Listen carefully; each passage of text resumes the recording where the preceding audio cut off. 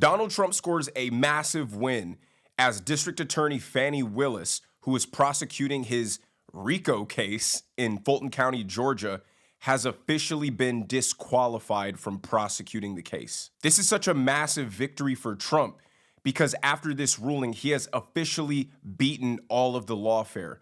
His mishandling classified documents case in Florida, thrown out. His federal overturning an election January 6th case, thrown out. His New York case, while he's been convicted, he hasn't been sentenced, and it looks like he isn't going to be sentenced because he's going to be president and is likely going to get appealed and thrown out. And now this final one in Georgia, the prosecutor has been disqualified. And while the case has not been officially dismissed, by every practical measure, this case is dead in the water too. Now let's watch CNN freaking out because their hopes and dreams of Donald Trump going to jail have officially slipped between their fingers and is no longer a possibility. Watch. We begin this hour with breaking news just into CNN. The Georgia prosecutor leading the state's election interference case against President-elect Donald Trump is now disqualified. CNN's Caitlin Polance is here with more. Caitlin, what can you tell us about this? This is just coming in the last several minutes. This is a big development.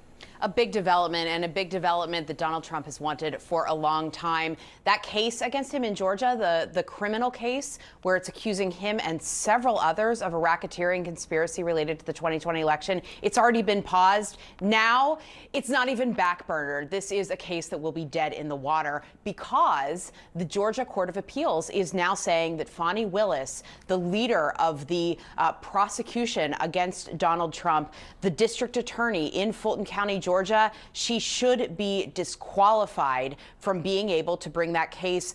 The Georgia Court of Appeals is saying that it's a significant appearance of impropriety caused by the conduct of a public prosecutor. That is Willis, how she behaved, how she was speaking about the case, about Trump publicly, about how she was having a relationship with the top prosecutor that was concealed in this, a man named Nathan Wade.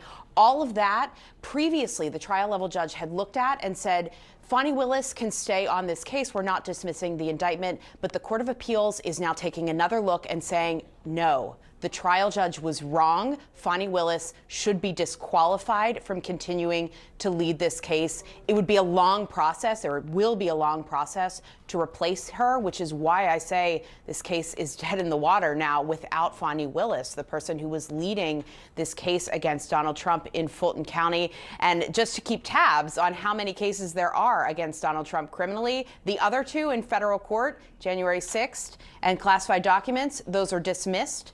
And then the additional case in New York City, where he was set to be sentenced, that sentencing is now not happening. So as Donald Trump enters the presidency, each of these courts that is handling a criminal case is essentially removing that issue from him to have to deal with in any period of time in the near future. Now, if you're asking why this case is dead in the water, even though it hasn't been dismissed, the reason is if they have to appoint a new prosecutor, which they can decide to do, it would take a long time.